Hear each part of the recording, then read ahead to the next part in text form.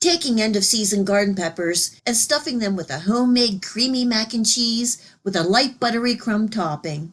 You don't want to miss this recipe. Stay tuned.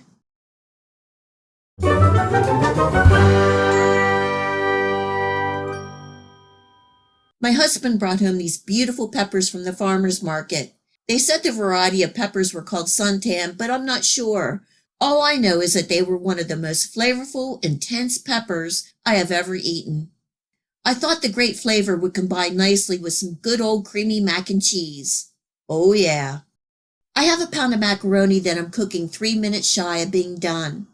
The macaroni will finish cooking when we bake the stuffed peppers, and you don't want the pasta mushy. When the macaroni is done, rinse with cold water to stop the cooking process. Now let's make the sauce.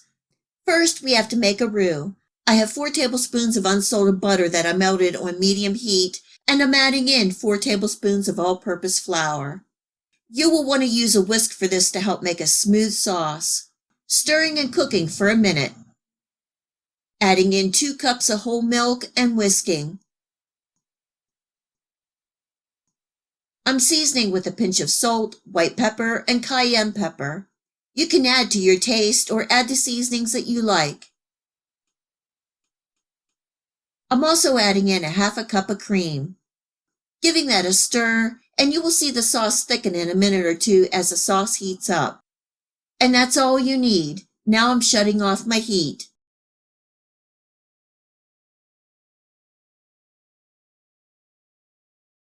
And now the cheese.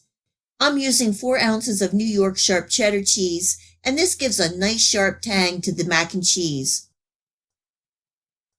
You have to use some mozzarella cheese for some gooiness, and this is about a half a cup.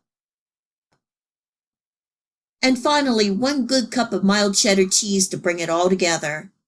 Stirring until all the cheese is melted. Adding in the macaroni and stirring to get everything thoroughly coated. I am so tempted to just dig in right here.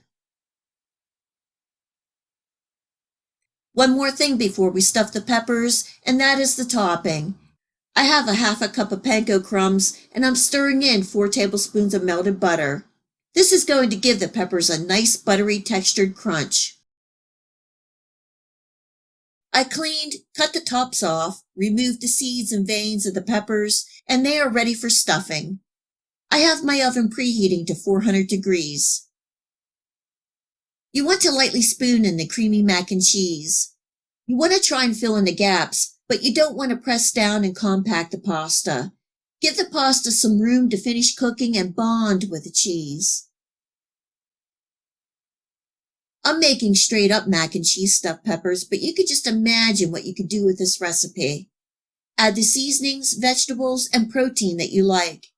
Maybe add in some hot dogs for the kids, sneak in some steamed broccoli, or go full adult and make it a Cajun shrimp mac and cheese stuffed peppers.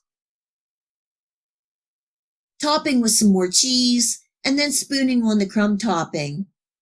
I forgot to show this in the video, but I did add about 1/4 to a half a cup of water to the bottom of the baking dish. This will help steam and cook the peppers, and so nothing burns.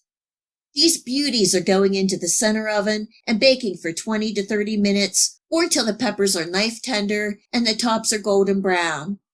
Keep an eye on the peppers, and if you feel the tops are getting brown before the peppers are done, you can put a piece of foil over the top to prevent burning.